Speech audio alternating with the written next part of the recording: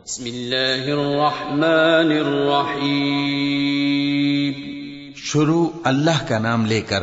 جو بڑا مہربان نہایت رحم والا ہے۔ الحمدللہ کفا وسلام علی عبادہ الذین اصطفى اما بعد۔ ہم سب کو یہ بات بخوبی معلوم ہے کہ نماز اسلام کے بنیادی ارکان میں سب سے اہم رکن ہے، جس کی ادائیگی ہم سب اہل ایمان پر اور مسلمانوں پر فرض عین ہے۔ بعض حضراتوں کی یہ شکایتیں ہیں کہ نماز کے اندر اور ہماری نمازوں میں خشوع و خضوع پیدا نہیں ہوتا۔ کیوں نہیں ہوتا؟ نماز کے اندر خشوع و خضوع پیدا کرنے کا طریقہ اور اس کی اصل اور بنیاد یہ ہے کہ نماز کے اندر جو سنتیں ہیں، نبی کریم صلی اللہ تعالی علیہ وسلم نے جو سنتیں ہمیں سکھائی ہیں اور بتائی ہیں، ان سنتوں پر عمل کرتے ہوئے نماز کو انجام دینا ہے۔ جیسے کتابوں میں بھی لکھی ہوئی ہیں، نماز کے اندر 51 سنتیں ہیں،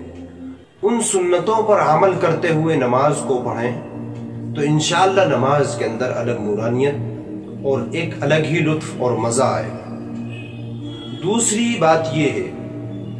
کہ نماز کے اندر انسان کے جو اعضاء ہیں تو حرکتیں انسان کے اعضاء سے وہی صادر ہونی چاہیے جو نماز کے اندر ہوتی ہیں، جیسے قیام کی حرکات ہیں، تکبیر تحریمہ ہے، رکوع ہے، سجدے ہیں۔ یہی جو حرکات ہیں جن کے بغیر نماز نہیں ہو سکتی، یہی انجام دینے چاہیے۔ ان کے علاوہ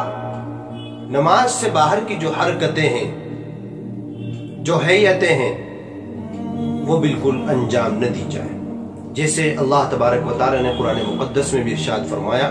وَقُومُوا لِلَّهِ قَانِتِينَ، اللہ کے سامنے جب کھڑے ہوں تو قانت بن کر کھڑے ہوں۔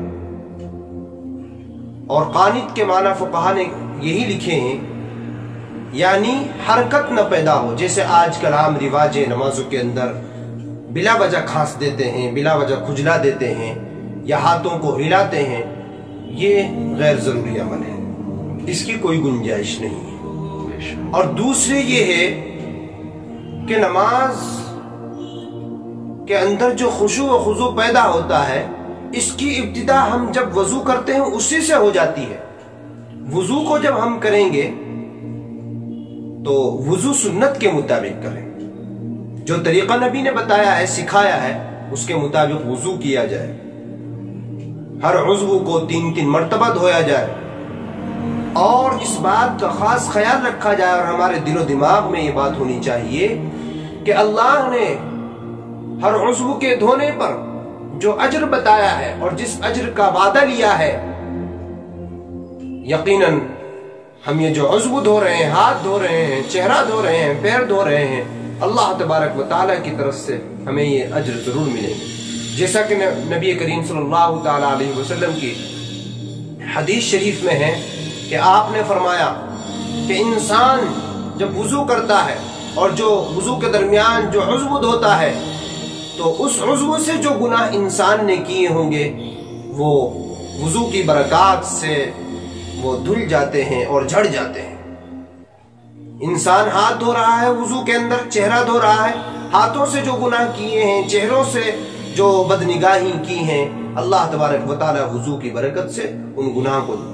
جھاڑ دیتے ہیں، وہ گناہ جھڑ جاتے ہیں، دھل جاتے ہیں۔ اسی طریقے سے وضو کرتے ہوئے اس چیز کا خاص خیال رکھیں کہ نبی کریم صلی اللہ تعالی علیہ وسلم سے وضو کے مابین جو دعائیں مسنونہ منقول ہیں،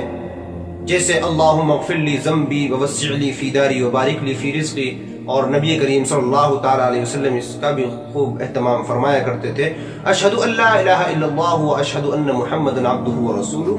ان دعاؤں کا بھی اہتمام کریں، یہ دعائیں پڑھتے رہنا چاہیے، اور دنیا کی باتیں بالکل نہ کی جائیں وضو کے درمیان۔ آج ہم دیکھتے ہیں دنیا کی باتوں میں لگ جاتے ہیں اور اپنی ضروریات کی جو باتیں ہیں وہ وضو کے درمیان کی جاتی ہیں، یہ بالکل ممنوع ہے، مناسب نہیں ہے، ان کو نہ کیا جائے۔ اور پانی جو ہم بہاتے ہیں وضو کے درمیان، نبی کریم صلی اللہ تعالی علیہ وسلم نے بڑی تاکید کے ساتھ منع فرمایا ہے، قرآن مقدس میں بھی ہے کہ اسراف نہ کیا جائے، اور ہم پانی کے درمیان اسراف کرتے ہیں، پانی کو فضول خرچ کرتے ہیں۔ نبی کریم صلی اللہ تعالی علیہ وسلم نے ارشاد فرمایا کہ اسراف سے بچو، وَإِن كُنْتَ عَلَى نَهْرٍ جَارٍ، اگرچہ بہتی دریا کے کنارے انسان بیٹھا ہوا ہے، وہاں وضو کر رہا ہے، لیکن بتایا یہ گیا ہے اور سکھایا یہ گیا ہے کہ بہتی دریا کے کنارے پہ انسان جو ہے وہ بالکل بھی پانی میں اسراف نہ کرے۔ اور یہ بات انسان کے عقل میں آ سکتی ہے کہ بہتی دریا کے کنارے انسان بیٹھا ہوا ہے،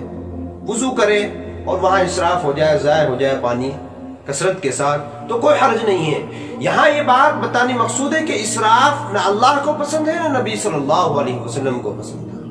اس لیے اس چیز کا خاص خیال رکھنا چاہیے۔ بعض علماء کرام نے تو یہاں تک لکھا ہے کہ وضو کے درمیان پانی کو ضائع کرنا، پانی کا کثرت کے ساتھ بہانا، یہ وضو کو مکروہ تحریمی بنا دیتا ہے، وضو کو مکروہ تحریمی بنا دیتا ہے،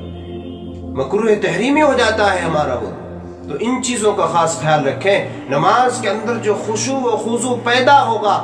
سنتوں پر عمل کرتے ہوئے، اور انسان کی جو حرکتیں ہیں وہ صحیح طریقے پر ادا ہوں، اور دوسرے جو نماز کے اندر خشوع و خضوع پیدا ہوتا ہے وہ دراصل اس کی بنیاد اور اس کی ابتدا وضو سے ہی ہوتی ہے۔ وضو سنت کے مطابق اور صحیح طریقے پر ہوگا تو انشاءاللہ نماز کے اندر ایک الگ نورانیت، ایک الگ کیفیت، الگ لطف اور مزہ آئے گا، انسان کا تعلق براہ راست اللہ سے جڑ جائے گا، اور انسان اس کا فائدہ بچشم خود اور اپنی آنکھوں سے محسوس کرے گا۔